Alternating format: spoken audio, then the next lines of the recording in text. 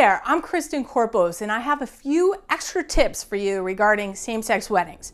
First off, I wanted to reiterate a point I made in the article. If you're interested in shooting same-sex weddings, get over the feeling of being intimidated. You don't have to be an expert. If you're a great wedding photographer, you'll be a great same-sex wedding photographer. Shooting same-sex couples really isn't that different than shooting straight couples. You know, the big difference is right here.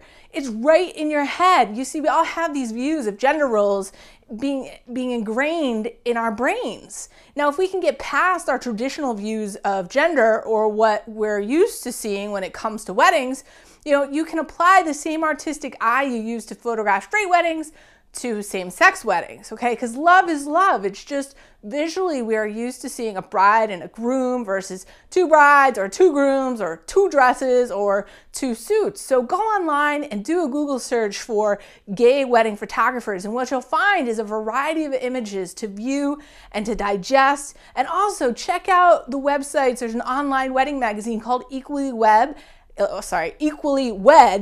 and A Vote and a Vow. And as you look more and more at these images of same-sex couples, you're going to start to see it's not that different.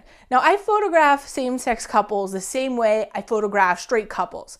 I use my artistic vision and my camera to capture a pleasing image, and that's that. Simple as that. Same-sex couples are in love just like straight couples are, and they want to be treated the same way. Just capture the love they have for one another like you do in any other wedding. Now, if you don't think you have what it takes, it's in your head, right? That's what's holding you back. It's not your wedding photography skills.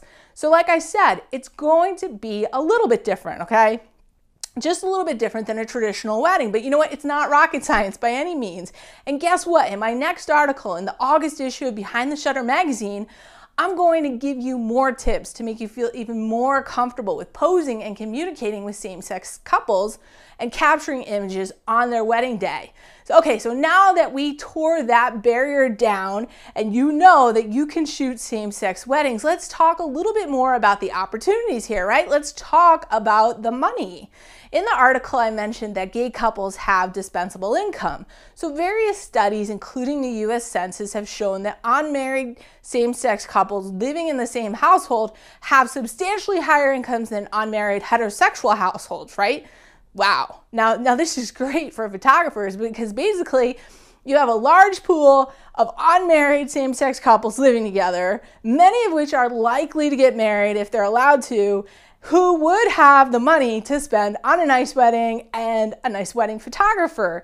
Now, those are just the couples living together. The pool is obviously much larger than that, right? Get this, one recent study says that nationwide, gay and lesbian buying power has been estimated to be $854 billion. Now, that's a lot of money. That's a lot of money. This is why I call same-sex weddings an emerging market. As more and more states legalize these, there are going to be more and more people getting married, and therefore more people hiring photographers. So there is business out there to be had. You know, the opportunity is huge. So if you want to shoot same-sex weddings, just do it. Go ahead and do it. Don't let the notion that you might not be good at it hold you back. Because if you can photograph straight weddings, you can photograph gay weddings. And I am your biggest supporter. I know you can do it.